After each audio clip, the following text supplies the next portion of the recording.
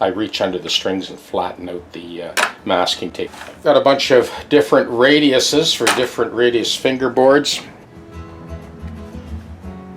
Yeah, so with this tech deck, I've got that high density foam, I've got my vernier calipers, I've got my fret leveling file, and then a selection very small drill bits. And I've kind of tucked my scrub block in there. I've got a string winder.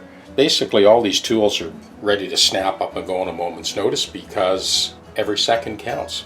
And here, like the other tech deck, I've got my Hosco files. I've got a couple of sharpened chisels. I've got my collection of feeler gauges. I've got some razor blades. I've got some more radius gauges for different radii. Also some small brass shim stock fingerboard protectors for when we're cutting the values of the compensated nut. And these are the convex radius gauges for cutting the underside of the shelf. We've got kind of fender radius, Gibson radius, and that just helps to speed things up when I'm using that drill press conversion kit radius sander. And here, much like the other tech deck, this is the file I use for leveling the nut ledge. And then that's just a small round file. And all the little mini Allen keys for adjusting bridges and the larger Allen keys for adjusting the necks. I've got cutouts in this high density foam for all of the sanding blocks, my straight edges. I've got my auger file here.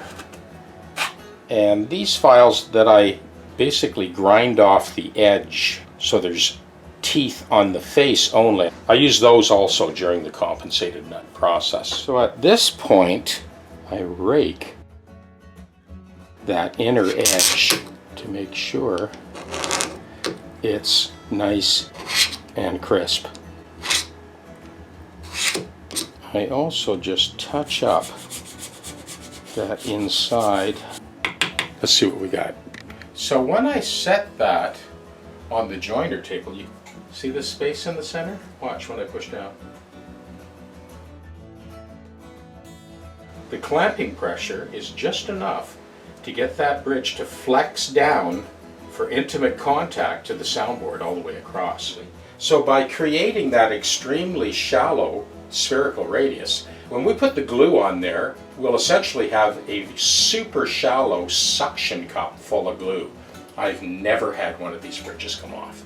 So I'm doing this inside radius on the conversion kit.